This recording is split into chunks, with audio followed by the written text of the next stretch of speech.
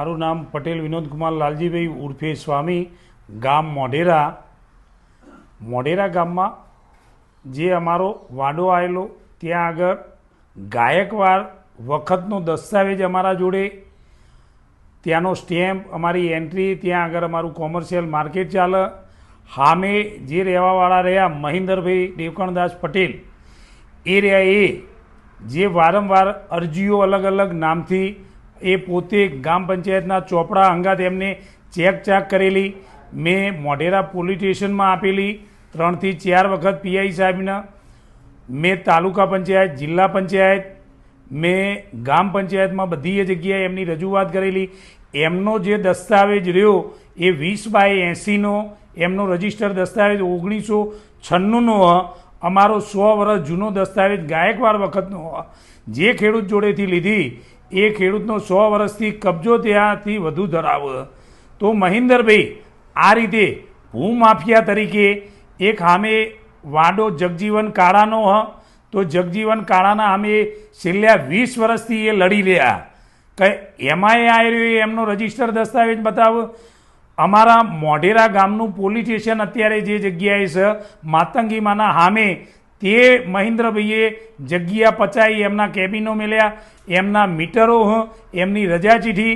એટલે અમે કઈ રીતે મહેન્દ્રભાઈના ગ્રામ પંચાયતમાં નામ કઈ રીતે આવી જઈ, એ દસ્તાવેજ કઈ રીતે કરી લઈ, કઈ રીતે કબજો કરે, એ અમે પીઆઈ સાહેબને મોઢેરા તપાસ કરવા માટે 3 થી 4 વખત અરજીઓ આપેલી. અમે તલાટીને આપેલી. મહેન્દ્રભાઈની વાઇફ જે ગૌરીબેન પટેલ, એ 10 વર્ષ પહેલાં જિલ્લા ડેલિગેટ હતા, આરોગ્ય મહેસાણા જિલ્લા પ્રમુખ હતા. એમને એમના ખેતરમાં, એમના વાડામાં 10 લાખની પર્સનલ દિવાલ બનાવી દીધી છે. 100/100નો વાડો એમને અત્યારે હાલ કબજો કર્યો. રોડ ઉપર એમને દુકાનો બનાવી દીધી, દુકાનો ભાડા આપેલી. માથા ભારે માણસો એ ચુડેલમાના મંદિર આગળની માપણી ગઈ.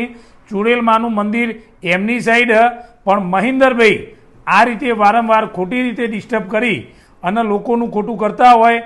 અને આ બધી સ્થળ સ્થિતિ આપણે જિલ્લામાં, તાલુકામાં, ગ્રામ પંચાયતને લેખિતમાં આલી છે, મોઢેરા પોલીસ સ્ટેશનને આપી છે.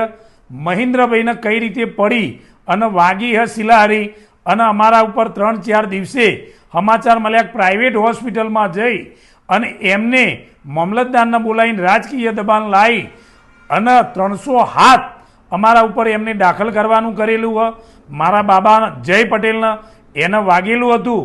તો એ વખત એ 23 વર્ષ ઉંમરનો એના ગળામાંથી સોનાની ચેન જઈ હતી, એ ઉતારમાં લખવાની રહી જઈ હડફડમાં. એ વખત તો અમે દોડાદોડી હતી.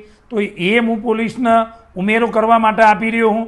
મહેન્દ્રભાઈની વાઇફની અને એમની સાચી જે 5 વર્ષમાં જિલ્લાની જે ગ્રાન્ટો એમને વાપરી, એમના પોતાના ખેતરમાં એમને સરકારી બોર પ્રાઇવેટ બનાવ્યો, ખેતરમાં સરકારી ગ્રાન્ટો વાપરી.